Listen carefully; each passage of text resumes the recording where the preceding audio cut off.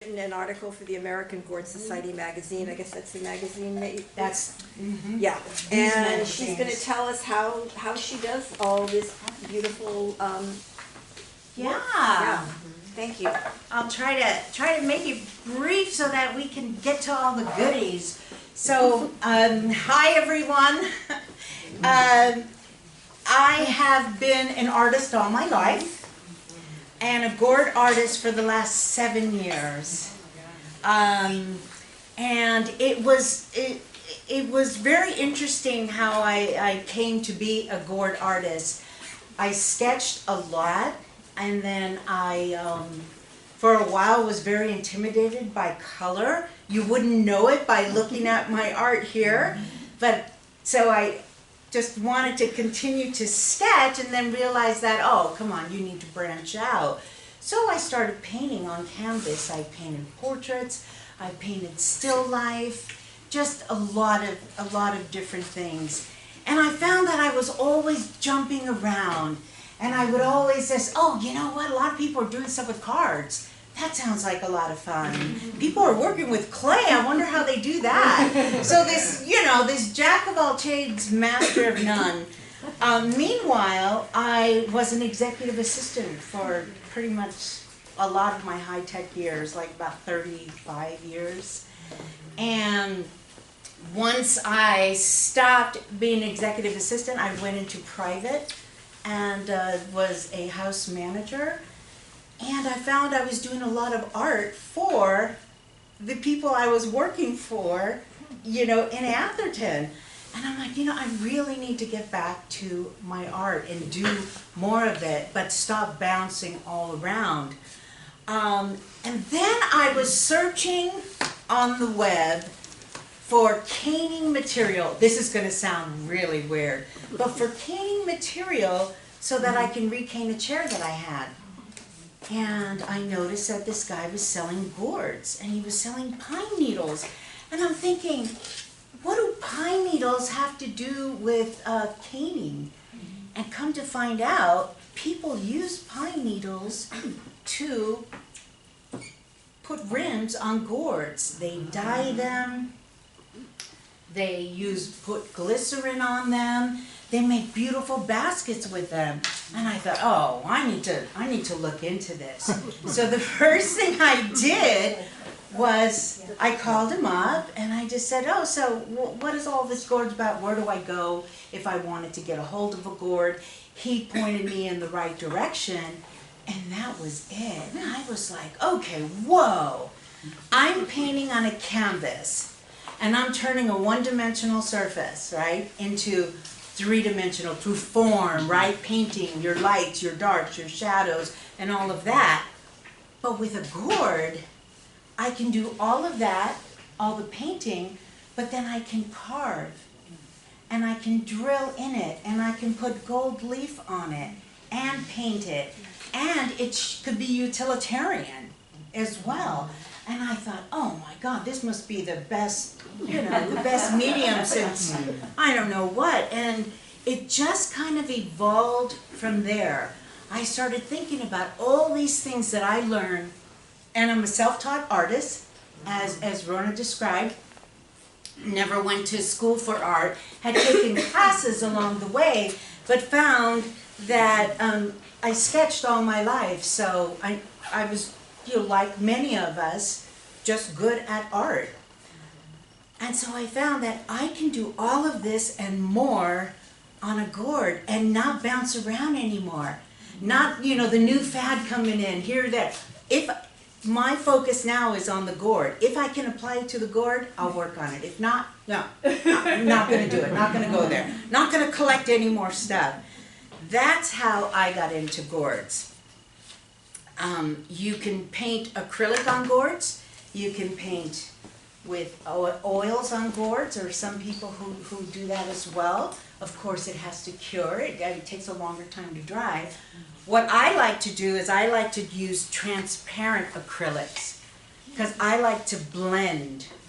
And I like to see what the gourd is, what's underneath the gourd. A good example of that would be this one. That's a transparent acrylic that's on there. But all that modeling that you see, that is from the gourd. Okay? That happens when it's out on the field. Now, gourds themselves take a whole year to cure. They plant them, and they manipulate the vines so that they even go out and pollinate them. And once you get a gourd starting to grow, depending on what you want to do with it, and depending what type of gourd it is, you can snip off the rest of the vines on a gourd plant and just nurture that one or a few of the other ones. And what I mean by that is, you see this gourd, for example? This gourd has been manipulated, but it is so cool. Look at this form. And that's how you get something like this. And then this was made by my friend Cindy. And I'll talk a little bit more about the differences, but they're just so incredibly versatile. So incredibly versatile. What you manipulate it? Because it's So hard. what they do when they're working on gourds, what they do to manipulate a gourd is, as it starts growing, let me see, I have this that I'm handing out to all of you along with seed packets. You guys can have this, okay? This is called Growing Gourds with Kids. And the reason we say growing gourds with kids is because it talks a little about photosynthesis and that type of thing.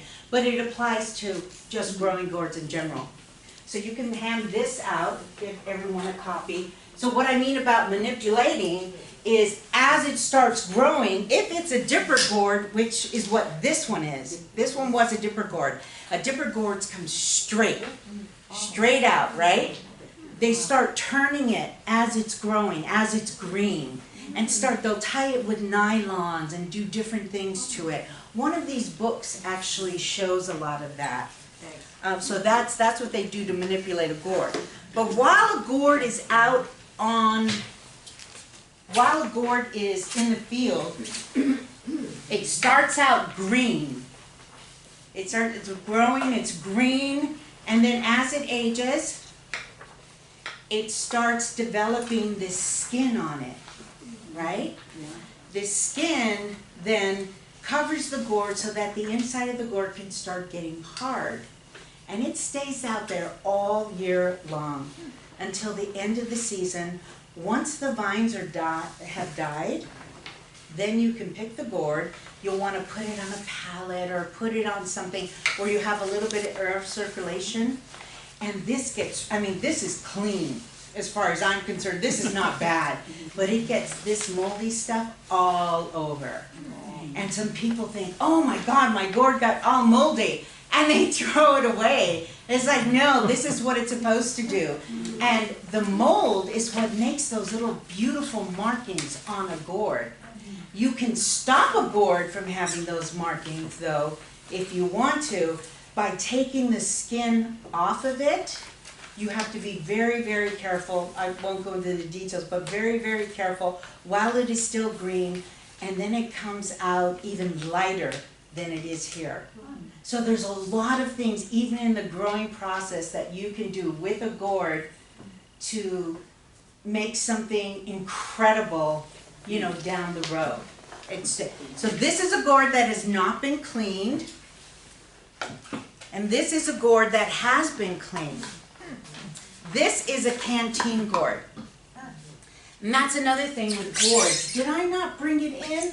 Oh my goodness. When we take a break, I have something in the car to show you, and you can see how the gourds grow and all the different kinds, because I think there are about 20 to 30 different types of gourds. This is a canteen. Why is it called a canteen gourd? Because it looks like one. This came before the metal canteen gourd. This is what they used to use. They put a cork in it, right? They put a hole in a cork, They put something on the sides to hold it, and that was their canteen. The cool thing about gourds is that if you put, for instance, in Africa, they put milk in it. If you put milk in it, there's some enzyme in milk that actually will seal it up, and then they continue to use it over and over again. This is an actual antique African milk jug. Isn't this cool? This does come off. It is a milk jug. And there's no varnish in there. There is nothing, no beeswax or anything to seal it up. It's from using the milk over and over again. And there is a lot of old carving on it that I'm not sure if it tells a story. This is belongs to a friend of mine. No, it's just, pictures of the cows on here. Very, very cool. But gourds, first and foremost, were utilitarian. I mean, it was all about what can I do with this? If it's green, now this particular species you're not supposed to eat. It's not very palatable. However, if you don't have anything else to eat, ancient, way back then, the primitive people, they ate it. But gourds were utilitarian. Picture this gourd. Too bad I don't have a long dipper gourd. Let's use this one. This is the mini one. Picture this. Cut this off. What do you have? You have a dipper. Ice cream. And that's why it's called a dipper gourd. So you can get water with it. You can do, everything with a gourd is utilitarian first and foremost.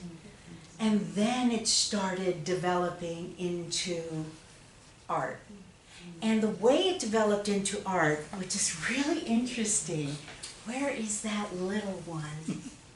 Oh, that's another one. Boy, that's what I get for bringing so much stuff. The way it developed into art is people wanted to tell stories, and they wanted to make their things that are utilitarian to them personal. So they would put their name on it, just like embroidery. They would put their name on it, they would tell their story of what they did, or if it's something that went in a trousseau or something, what time, when they got married, all of those things. That's what people did with gourds. And by the way, gourds have been around as long as man has been around, and even before man. This is the precursor to a water bottle. But the beauty of it is that this will biodegrade, right? The water bottle wouldn't. We really should. We really should. So from being utilitarian, they started saying, well, I can carry a lot of stuff in my gourd. I can carry seeds. I can carry fruit. I can carry water. I can do all this stuff. But I can also make it pretty. And that's what they did. If you were to Google gourds, ancient gourds, online, you will see all the different ways that they used it. Absolutely fabulous. But fast forward to us, now we have metal, we have all those, we have the wonderful creature comforts of life, and so we use gourds now to express ourselves like they did, but in a different way. This one expresses my love for my Labradoodle.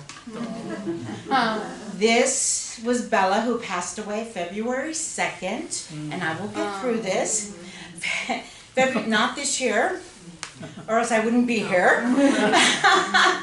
But she passed away last year, 12-year-old Labradoodle. And this one is, there's Bella there, and there she is there because she used to bow a lot. And so this is called Mommy Loves Bella.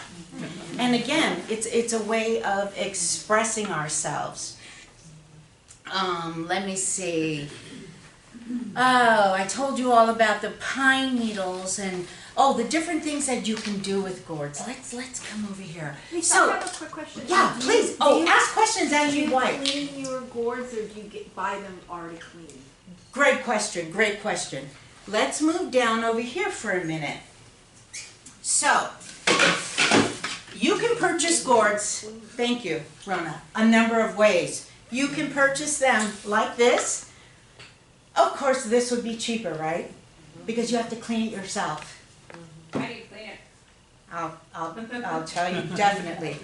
Or you can purchase it like this. It's cleaned, it's not cut, it's not nothing fancy, but it's clean. You just can do whatever you want with it.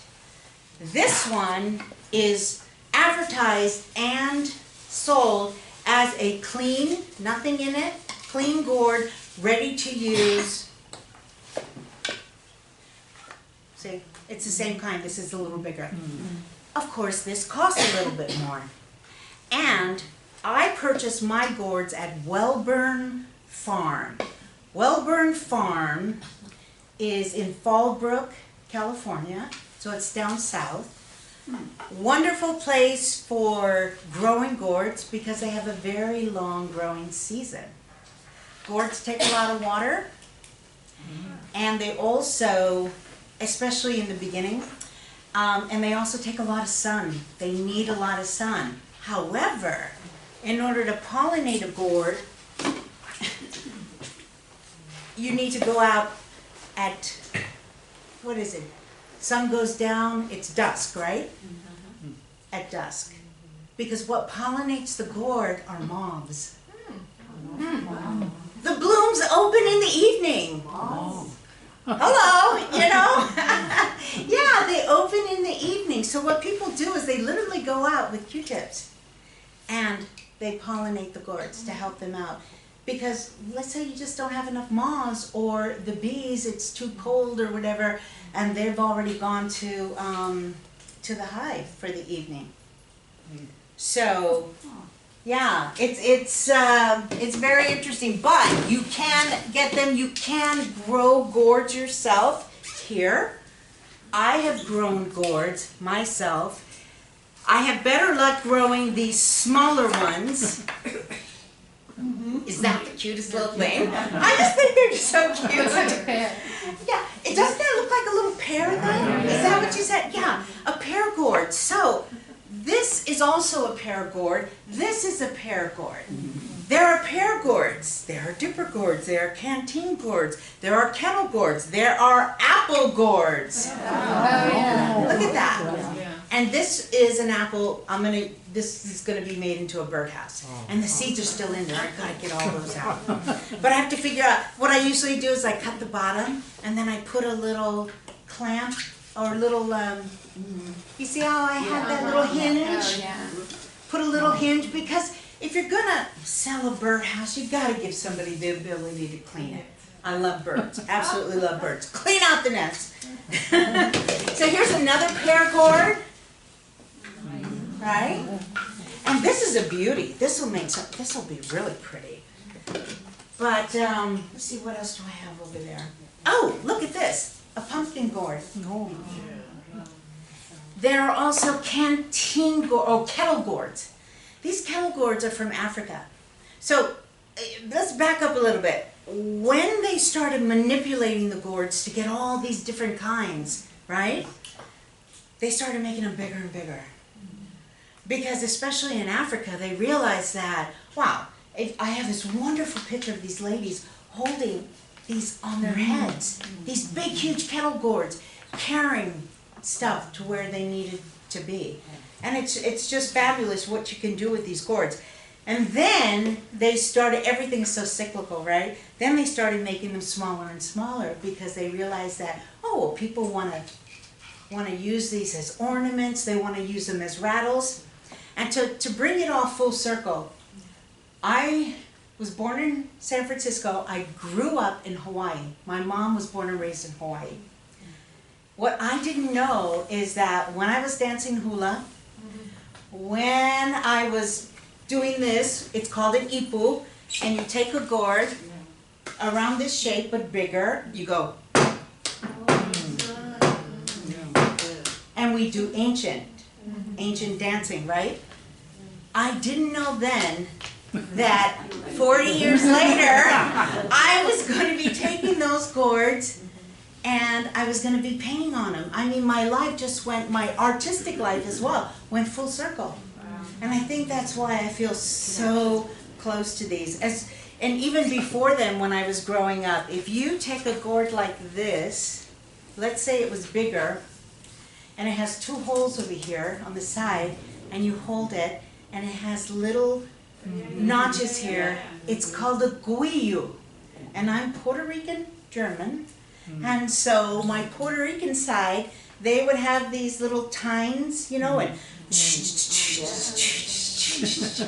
and they would use the guillo. I had no idea that what my uncle was holding that I always wanted to play was a gourd. I mean, it's pretty amazing, pretty amazing. Now I ventured off into an area of, outside of just carving, I started using beads. Now these are Czechoslovakian beads, and you can inlay them. So I just carve a little area after I draw around the bead, right, to make the area that I want to carve with a pencil.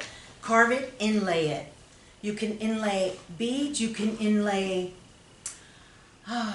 ground up granite, ground up turquoise, all that stuff. And you can do inlay and sand it, and it's just absolutely gorgeous, the things that you can make. You can also use clay. This is a gourd shard. This is sculpey clay. You can use paper clay. You can use regular clay, but it has to air dry. You don't want to use clay that has to be heated up. Obviously, it wouldn't work on the gourd. But the possibilities, artists, the possibilities are endless. Can you see why I was so attracted to the whole process and the gourd itself? And what do you carve with? Is it like a little saw? Oh, you're going to show us. Yes, right here. This is called, there's a reason why I brought all this stuff, right? This is called a micro carver, okay? And there's all kinds of bits that you can use with this. It's about, this one is 40 RPM. I have one at home that I absolutely love, but I don't drag it around, and it's 55 RPM. These micro carvers are heaven. I mean, you can just, I do all of this carving with this football bit. You see all those lines? The first thing I do is I take the skin off with a different bit, and then I use this football bit, and I carve up, and I make all of these lines. Now, for this, which is called filigree, you use a different bit. You use a sharp, pointy bit that allows you to go through the gourd. And that's a whole nother, I mean, look at all the bits I've collected, people. You know, my husband collects things for cars. In fact, he collects cars. I collect paintbrushes and bits for carving. Yes. So when you talk about your designs, do you have a design in mind before you start, or do you just kind of, it comes to you as you're doing it? I mean, Yeah, well, as with my painting, because I still paint, I have an easel, and I apologize, I think that is my phone, so I'll pretend it's not ringing. I still have my easel up, I still have my oil paints there, and every once in a while I just, you know, I feel like painting. Especially when, to get to your question, is I see the painting in my mind. That's how I operate, and it's the same with a gourd. Now, when I was painting, I'll look at something and I'm going, oh my God, I've got to capture that. That has to go on canvas. With a gourd, I'll pick it up, and it's like it almost speaks to me. I look at it and I say, okay, yeah, that's a basket. That's a basket. And if you look in my books that's being passed around, I've made many baskets. So you look at this, I cut it right about here, and now I have the basket bottom, right? I use pine needles coil them to make the foot, pine needles to make the trim. The pine needles go up and around. There's your basket. So yes, to answer your question, I get a lot of my ideas by looking at the gourd, but also, like everyone else, inspiration, right? I look on Pinterest. I look at, I live in the most beautiful place. I live in the Santa Cruz Mountains. And I see things up there that what's being passed around, the great horned owl with the redwood trees, that's inspired. That's my backyard. We have owls all over the place up there. And we have a lot of redwood trees, so I get my inspiration from that. This is apricot blossoms. I have an apricot tree in the yard, and that's where I got the inspiration to do this. This is made out of a small pear gourd. This is air-dried clay. I was on YouTube, and I saw this lady in Poland using air-dried clay to make these ornaments. And I thought, wow, that's really cool. And she used molds. And I thought, there you go. There's another thing that I can do on a gourd. That makes it that much more special, I think. And do you glue it on, or how do you get the air-dried clay to stick? So with air-dried clay, glue. Yeah, you just regular glue. You push it in the mold, you peel it out, you put glue on the back of it, and you put it right on there. And air-dried clay is so flexible.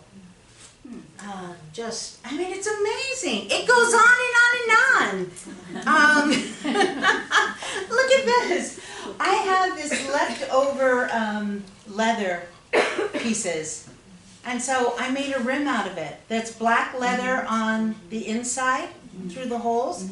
And then I just wrapped the leather around it to make it more, it's kind of very modern design, yet kind of a Western motif, if you will, right?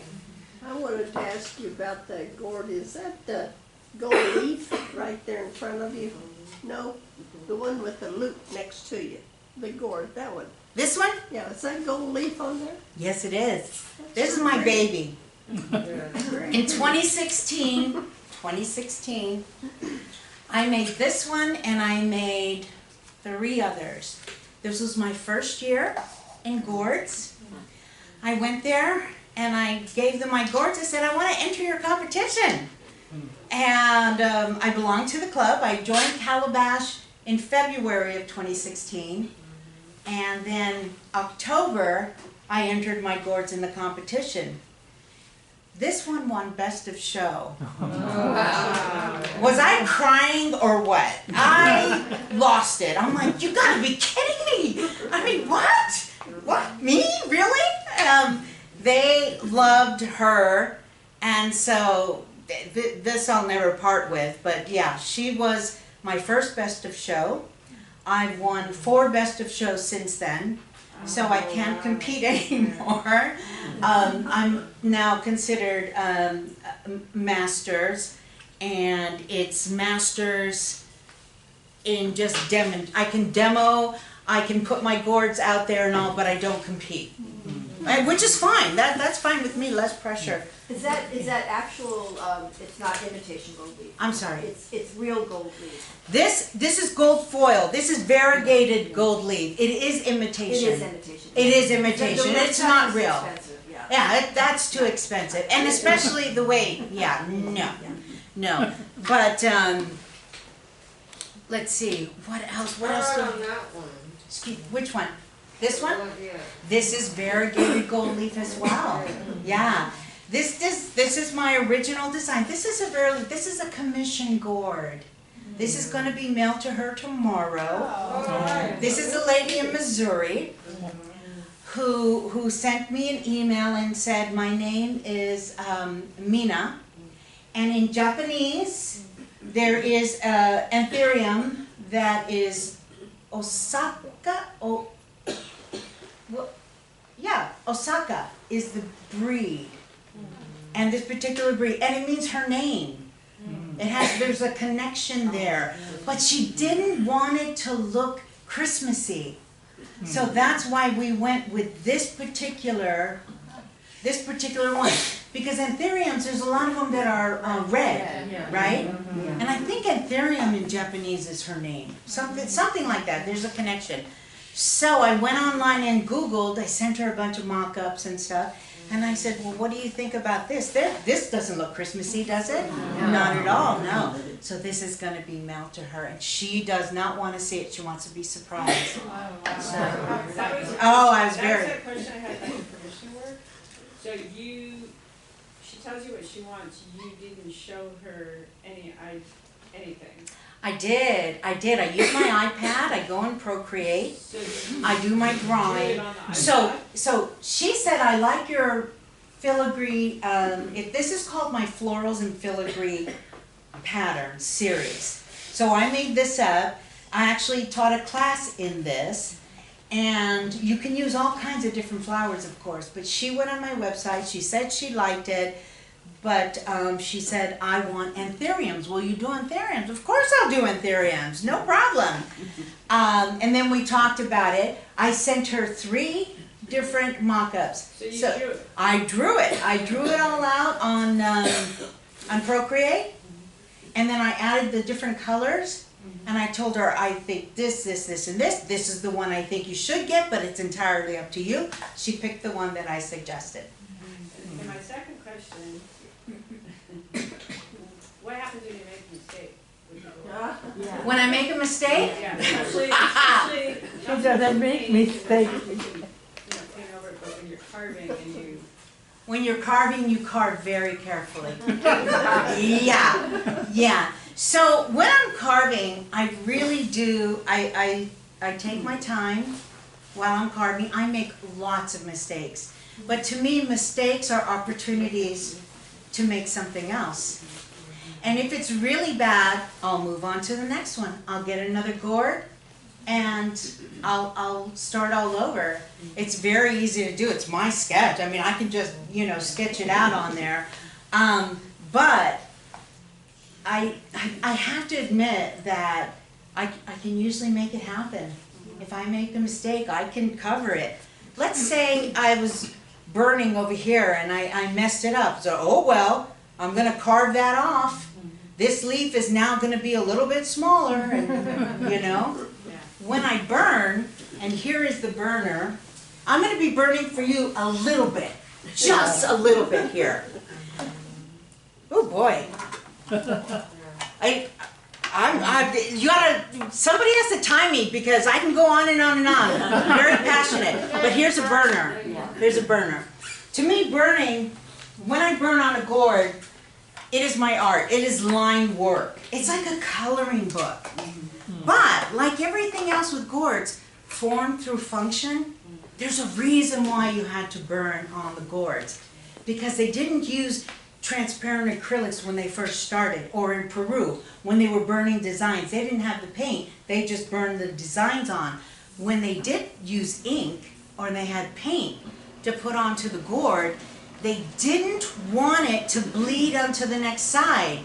So if you do your line work, like I did, with the burner, then the paint stops. And the ink doesn't bleed over onto the other side. Gourds are very porous.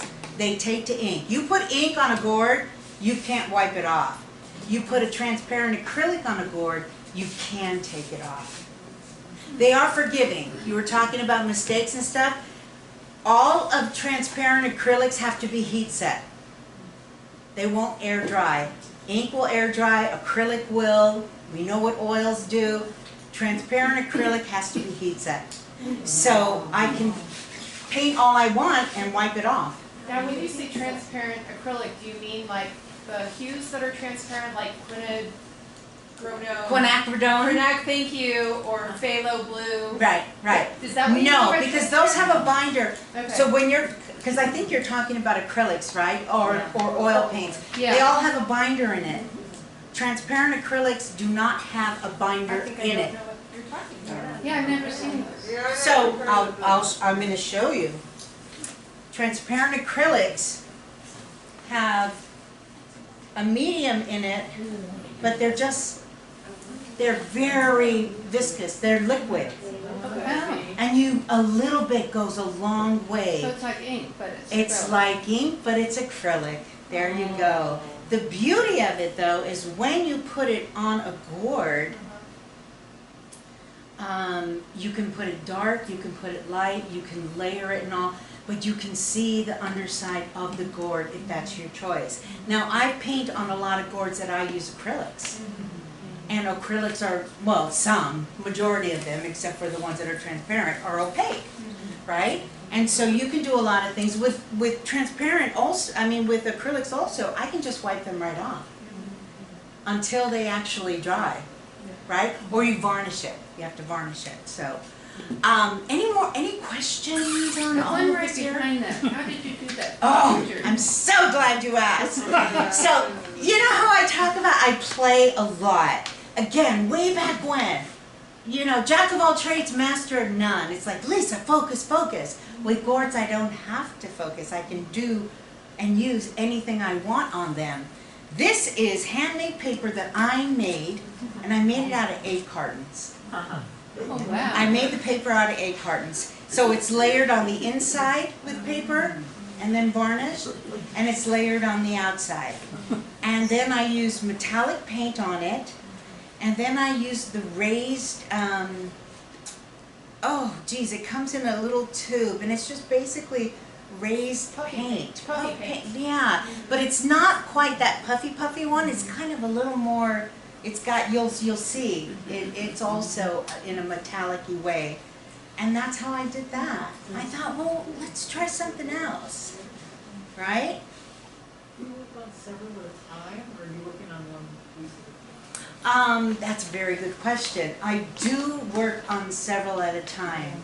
So I'll have some ornaments, I'll throw some clay on some ornaments, and then I'll hang them up and put them aside, and then I'll grab another piece and start working on it. Or the one thing about gourds, if you're burning, I burn outside.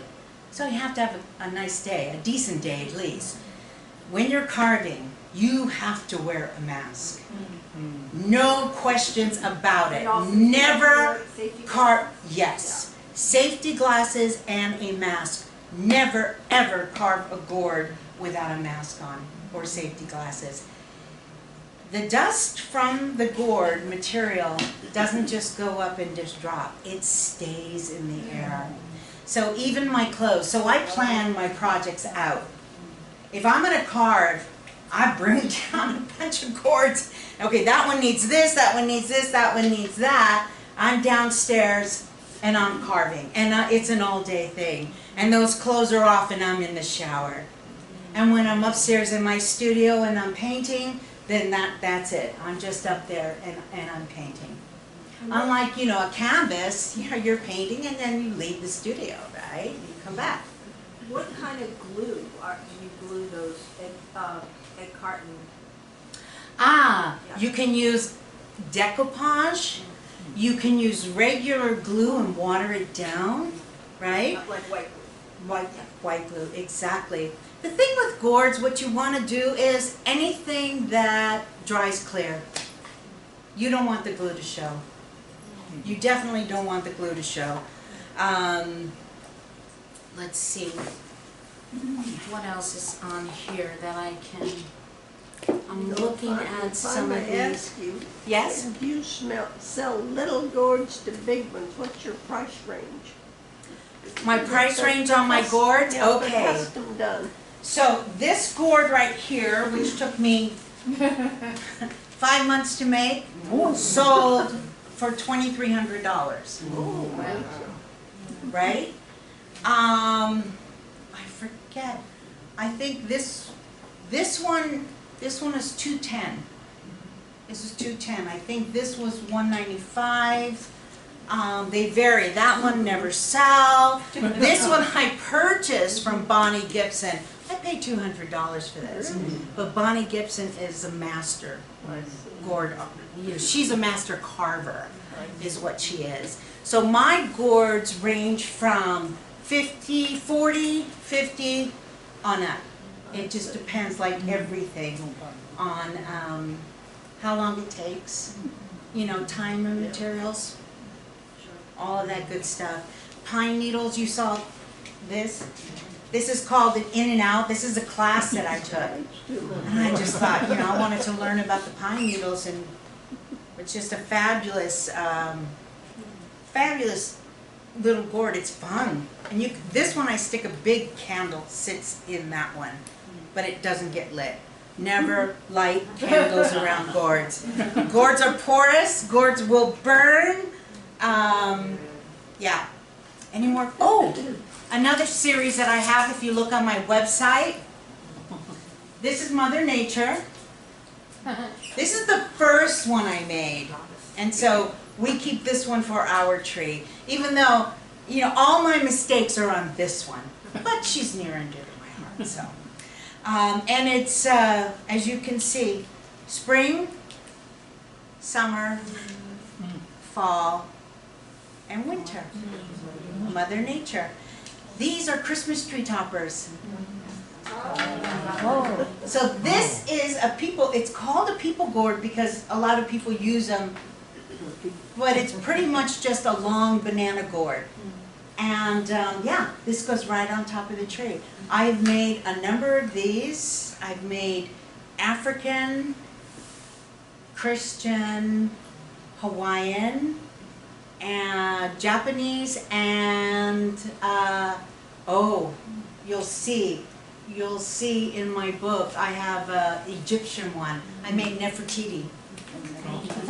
Nefertiti. Is your tree full of gourds? My tree? No. I'm an ornament snob.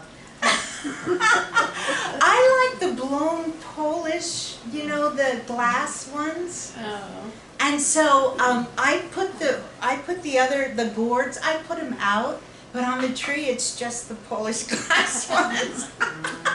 I think it would be cute to have. Oh yeah, I have some friends in the gourd club who do just that. It's all gourds. So real quick, I just want to show you the American Gourd Society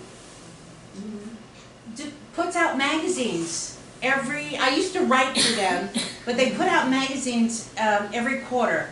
So you guys can look at these as well. I have seeds here for you to take a packet to grow. And the handouts, Growing Gourds with Kids. I have the Calabash Club of Silicon Valley. It's our club. We would love for you to come by. Just, you know, no obligation. Come and say hi, talk to the people, see what everybody's doing. It's a lot of fun. We also meet every other Friday. We have something called Friday Gourds, and that's at people's individual houses. I'm going to be in Los Gatos doing Friday Gourds on the 24th.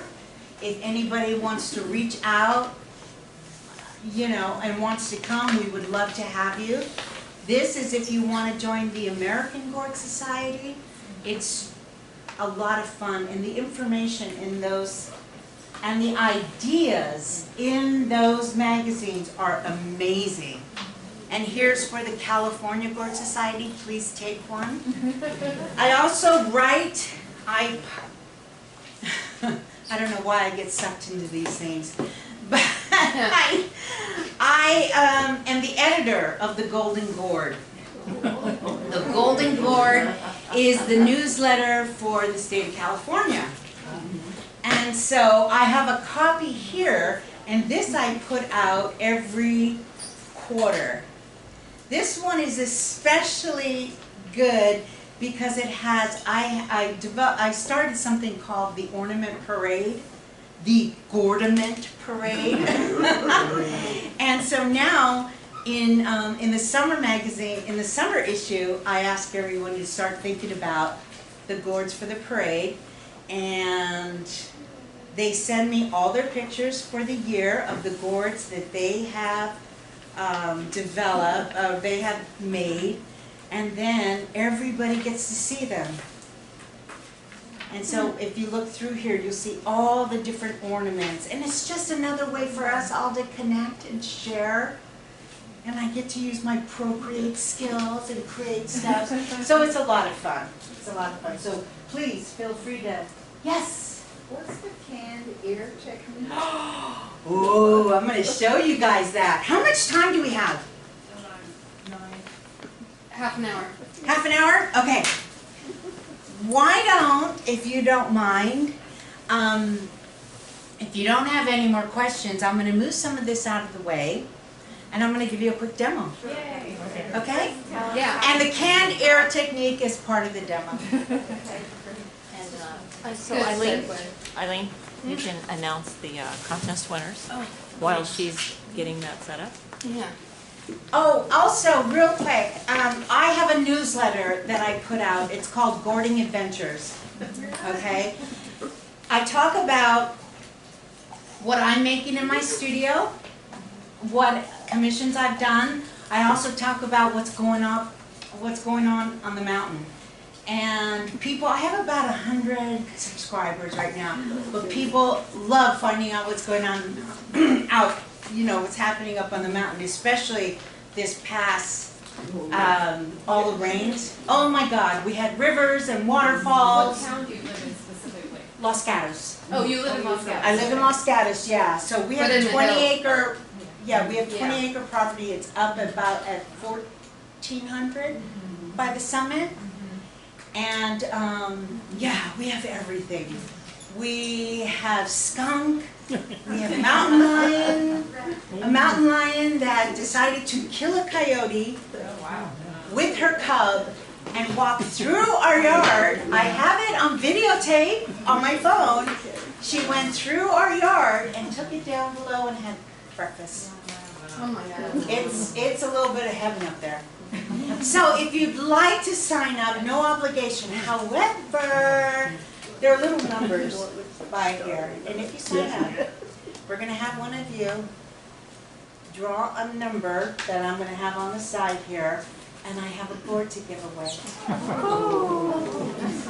So, Lisa, quick question. and I know that there's a couple of people here who have some boards that I'm dying to see. Yes. Would it be possible to take an acorn squash and turn that into a gourd? No. An acorn squash will mildew. It won't harden. I've tried it. Oh, okay. You know the ones that you get from the store and you get from Trader Joe's and all the ornamental ones and all like that? They will not. They will mildew. Pumpkins as well. Pumpkins as well. Oh. It's a hard shell gourd that you're looking for. A hard shell gourd. Is there something inside, like a flesh or a meat? Yes, yes. Look, did you go look at Gordy? Did you see Gordy here? Look inside. Look at all the flesh Oh. and all the seeds. Now we carve all the gunk out, right? And take the seeds out, and then we work on the gourd. So this is Gordy. Okay, the competition results are third place, Catherine, what is it? Russ? Catherine. Rose. Right there. Which one is it? Yeah, Which number? What number is it? Third.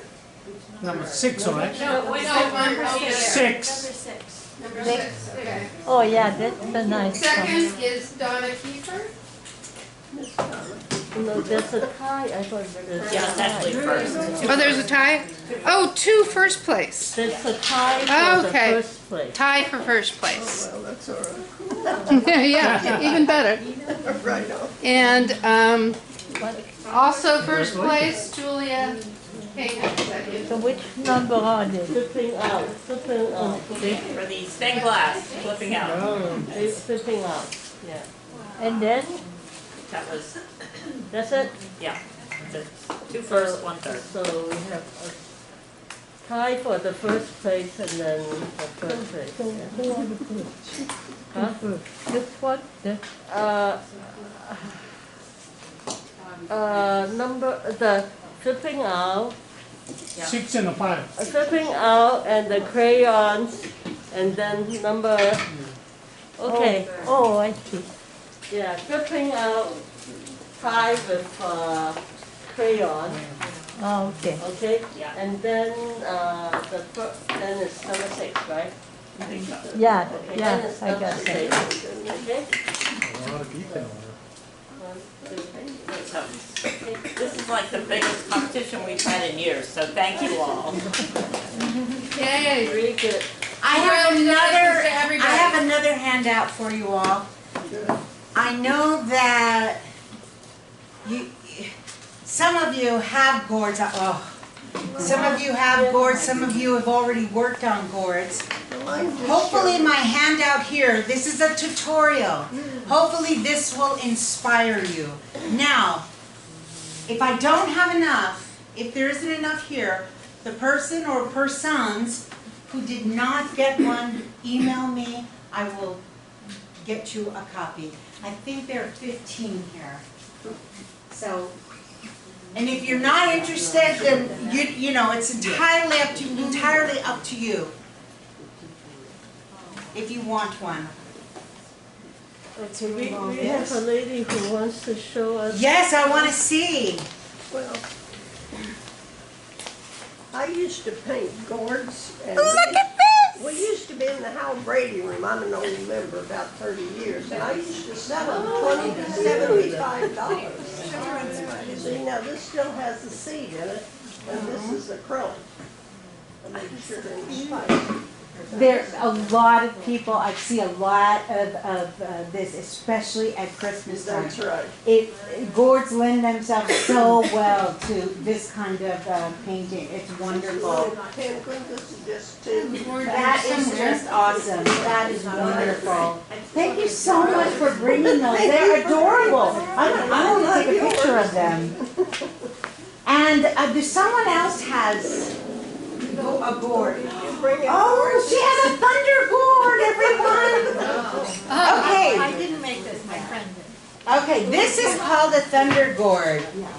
And they actually taught classes in how to do this. Oh, wow. Oh, that's amazing.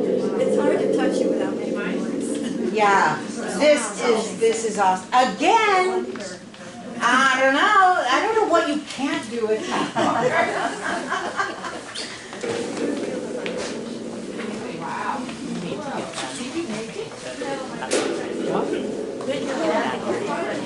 Excuse me? Yes, you can, absolutely. Who's speaking? Spring, now.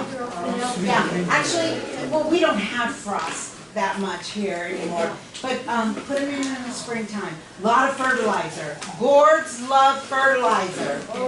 Okay? Again,